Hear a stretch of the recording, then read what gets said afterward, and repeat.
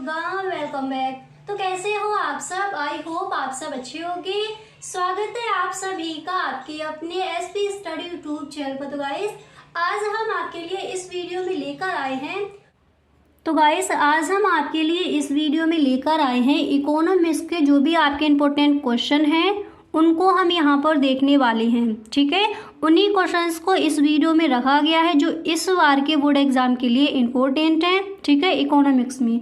तो आप इस वीडियो को पूरा देखें, वीडियो को आपको बिल्कुल भी स्किप नहीं करना है। ठीक है, तो पहले हम देखेंगे जो हमारे ऑब्जेक्टिव क्वेश्चन आते हैं वो कौन कौन से ऐसे हैं जो इस बार के बोर्ड एग्जाम के लिए इम्पोर्टेंट हैं, उनको देखेंगे।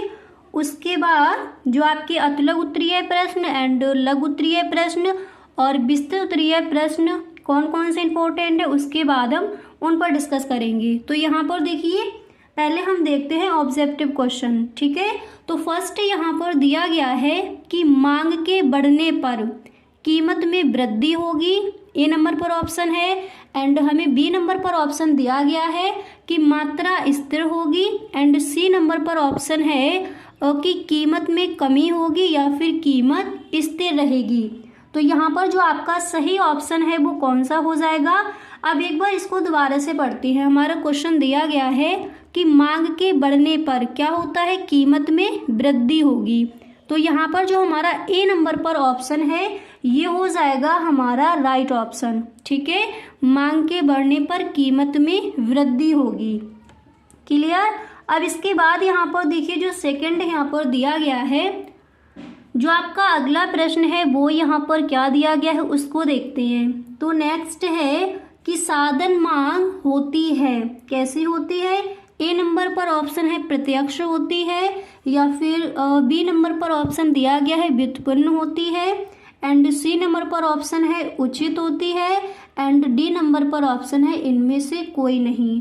तो हमारा क्वेश्चन है कि साधन मांग होती है, तो कैसी होती है? यहाँ पर जो आपका बी नंबर पर ऑप्शन है ये हो जाएगा आपका राइट ऑप्शन, व्युत्पन्न होती है। ठीक है, यहाँ तक समझ आ गया। अब इसके बाद यहाँ पर देखिए जो आपका अगला प्रश्न है वो क्या दिया गया है। तो आप देख सकते हो जो तीसरा क्वेश्चन है यहाँ पर दिया गया है कि अति अल्पकाल में, यहाँ पर ए नंबर पर ऑप्शन है कि पूर्ति उपलब्ध स्टॉक पर सीमित रहती है। एंड नेक्स्ट है कि मूल्य निर्धारण में पूर्ति का प्रभाव गौण होता है। एंड डी नंबर पर ऑप्शन है ये सभी सत्य। तो अति अल्पकाल में क्या होता है? यहाँ पर जो आपका डी नंबर पर ऑप्शन दिया गया है यही हो जाएगा आपका राइट ऑप्शन। ठीक है, यहाँ पर आपका तीसरा जो क्वेश्चन है उसका डी नंबर पर जो ऑप्शन है ये है आपका राइट ऑप्शन। क्लियर? अब इसके बाद यहाँ पर जो आपका नेक्स्ट क्वेश्चन है उसको पढ़िए। तो देखिए यहाँ पर जो आपका अगला प्रश्न है तो क्या दिया गया है उसको देखते हैं।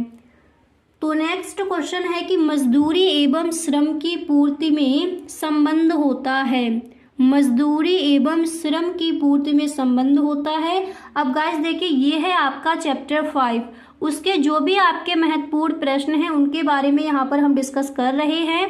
तो देखिए जो आपका फर्स्ट चैप्टर है, सेकंड चैप्टर है एंड थर्ड चैप्टर है एंड फोर्थ चैप्टर है, उन सब के जो भी आपके महत्वपूर्ण क्वेश्चन हैं उन पर हम डिस्कस कर चुके हैं। ठीक है, अगर आपने वो वीडियोस नहीं देखी हैं तो डिस्क्रिप्शन बॉक्स में आपको लिंक मिल जाएगा, नहीं तो आप प्लेलिस्ट चेक कर सकती हो। ओके, फर्स्ट चैप्टर से लेकर वहाँ 5 चैप्टर तक जो भी आपके महत्वपूर्ण क्वेश्चन है इकोनॉमिक्स में वो सारे प्रश्न वहाँ पर आपको बताए गए हैं विद आंसर। ठीक है, तो ये आपका है 5 चैप्टर, उसके जो भी आपके महत्वपूर्ण प्रश्न हैं उनके बारे में यहाँ पर हम डिस्कस कर रहे हैं। ठीक है, तो अगर आपने वो वीडियोज़ नहीं देखी है तो आप प्लेलिस्ट चेक कर सकती हो। क्लियर? अब यहाँ पर देखिए तो आपका क्वेश्चन दिया गया है कि मजदूरी एवं श्रम की पूर्ति में संबंध होता है, कैसा होता है? फर्स्ट ऑप्शन है विपरीत, एंड सेकंड है प्रत्यक्ष, एंड सी नंबर पर ऑप्शन है कोई संबंध नहीं, एंड डी नंबर पर है ये सभी असत्य हैं। ठीक है, तो मजदूरी एवं श्रम की पूर्ति में संबंध होता है, कैसा होता है? यहाँ पर जो आपका ए नंबर पर ऑप्शन है ये है आपका राइट ऑप्शन, विपरीत।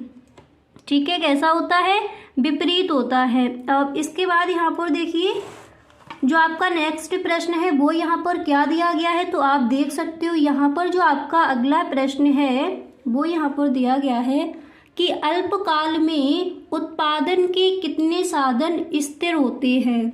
अल्पकाल में उत्पादन के कितने साधन स्थिर होते हैं, तो यहाँ पर ए नंबर पर आपको ऑप्शन मिलेगा कोई भी नहीं, एंड बी नंबर पर ऑप्शन है सभी, सी नंबर पर आपको दिया गया है कम से कम एक, एंड डी नंबर पर है अनिश्चित। तो अल्पकाल में उत्पादन के कितने साधन स्थिर होते हैं, कम से कम एक। सी नंबर पर जो आपका ऑप्शन है ये हो जाएगा आपका राइट ऑप्शन। ठीक है, तो आपके जो ऑब्जेक्टिव क्वेश्चन आते हैं उनके बारे में हमने डिस्कस कर लिया कि जो आपका 5 चैप्टर है उसमें कौन कौन से ऐसे क्वेश्चन हैं जो इम्पोर्टेंट हैं इस बार के बोर्ड एग्जाम के लिए। ठीक है, अब यहाँ पर हम देखेंगे कि जो अतिलक उत्तरीय प्रश्न है वो हमें कौन कौन से तैयार करने हैं, कौन कौन से ऐसे क्वेश्चन हैं जो इस बार के बोर्ड एग्जाम के लिए इम्पोर्टेंट हैं, उनको देखते हैं। ठीक है, तो अतिलक उत्तरीय प्रश्न में फर्स्ट क्वेश्चन है कि संतुलन से क्या आशय है।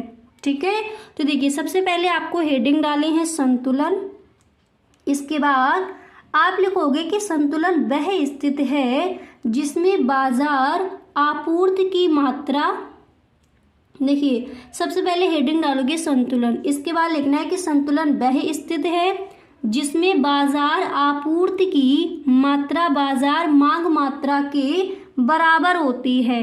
ठीक है, सिर्फ आपको इतना याद कर लेना है, उसी को हम कहते हैं संतुलन। ठीक है, अब एक बार दोबारा से देख लीजिए, संतुलन वह स्थिति है जिसमें बाजार आपूर्ति की मात्रा बाजार मांग मात्रा के बराबर होती है।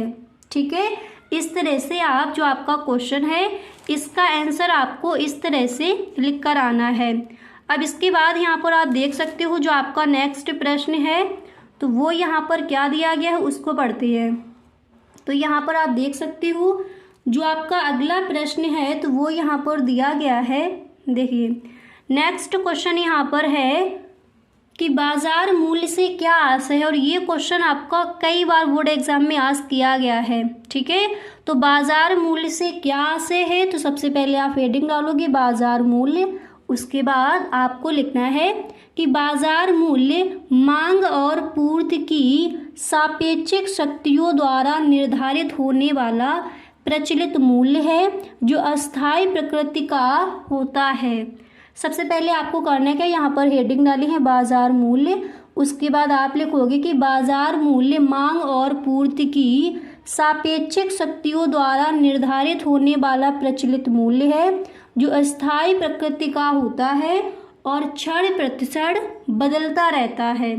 ठीक है, इस तरह से आप लिखोगे।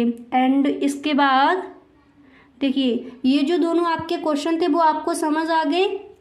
तो संतुलन से क्या आशय है, आप लिखोगे संतुलन वह स्थिति है जिसमें बाजार आपूर्ति की मात्रा बाजार मांग मात्रा के बराबर होती है। इसके बाद बाजार मूल्य से क्या आशय है, तो आप लिखोगे कि बाजार मूल्य मांग और पूर्ति की सापेक्षिक शक्तियों द्वारा निर्धारित होने वाला प्रचलित मूल्य है जो अस्थायी प्रकृति का होता है और क्षण प्रतिक्षण बदलता रहता है। ठीक है, इस तरह से आप इन प्रश्नों के आंसर लिखोगे। अब इसके बाद आगे देखते हैं। अब इसके बाद यहाँ पर जो आपका नेक्स्ट क्वेश्चन है तो वो दिया गया है कि बाजार का अर्थ लिखिए। ठीक है, क्वेश्चन क्या है, बाजार का अर्थ लिखिए। तो सबसे पहले यहाँ पर आपको फर्स्ट हेडिंग आप डालोगे बाजार का अर्थ, पहले आपको हेडिंग डालनी है, इसके बाद आप लिखोगे कि प्रत्येक प्रकार के विनिमय हेतु बाजार की आवश्यकता होती है। क्या लिखना है, सबसे पहले आपको लिखना है कि प्रत्येक प्रकार के विनिमय हेतु बाजार की आवश्यकता होती है। साधारण भाषा में बाजार से आशय किसी स्थान विशेष से लगाया जाता है। ठीक है, साधारण भाषा में बाजार से आशय किसी स्थान विशेष से लगाया जाता है जहां पर किसी वस्तु या वस्तुओं के क्रेता तथा विक्रेता यानी लेने वाले और बेचने वाले एकत्रित होते हैं और वस्तुओं का क्रय विक्रय यानी लेन देन करते हैं। किंतु अर्थशास्त्र में देखिए इसके बाद आपको लिखना है किंतु अर्थशास्त्र में बाजार शब्द का अर्थ अधिक व्यापक रूप से लिया जाता है, जिसमें किसी वस्तु के क्रेता तथा विक्रेता फैले हुए होते हैं। इसके बाद आप लिखोगे तथा उनमें स्वतंत्र प्रतियोगिता पाई जाती है। ठीक है, इस तरह से आपको लिखना है कि बाजार का जो अर्थ है वो क्या हो जाएगा। कई बार ये क्वेश्चन आस्क किया गया है बोर्ड एग्जाम में, बाजार की परिभाषा दीजिए, बाजार का अर्थ लिखिए, बाजार से आप क्या समझते हैं, बाजार का क्या आशय है, इस तरह से। ठीक है, तो इसको आप तैयार कर लीजिए, कई बार बोर्ड एग्जाम में ये क्वेश्चन आपका आस्क किया गया है। अब इसके बाद यहाँ पर आप नेक्स्ट देख सकते हो, जो आपका अगला प्रश्न है वो यहाँ पर दिया गया है लघु उत्तरीय प्रश्न में। क्वेश्चन है कि एक पूर्ण प्रतिस्पर्धी श्रम बाजार में मजदूरी दर किस प्रकार निर्धारित होती है। ठीक है, क्वेश्चन आपका क्या दिया गया है, एक बार दोबारा से इसको पढ़ते हैं। तो देखिए यहाँ पर जो आपका प्रश्न है लघु उत्तरीय प्रश्न में फर्स्ट क्वेश्चन यहाँ पर दिया गया है कि एक पूर्ण प्रतिस्पर्धी श्रम बाजार में मजदूरी दर किस प्रकार निर्धारित होती है।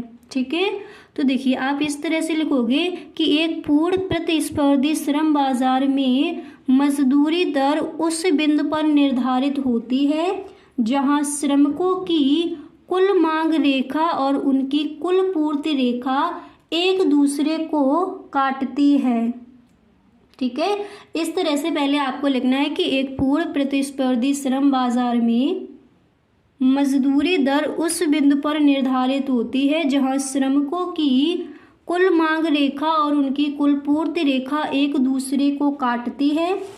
इसके बाद यहाँ पर आप देख सकते हो, आपको यहाँ पर फर्स्ट हेडिंग डालनी है। पहले देखिए यहाँ पर आप फर्स्ट हेडिंग डालोगे श्रम की मांग। ओके, हेडिंग डालने के बाद फिर आप लिखोगे कि श्रम की पूर्ति श्रमिकों द्वारा की जाती है। यहाँ श्रम की पूर्ति से आशय एक विशेष प्रकार के श्रम के उन घंटों व दिनों से है जिन्हें मजदूरी की विभिन्न दरें पर नियोजनार्थ प्रस्तुत किया जाता है।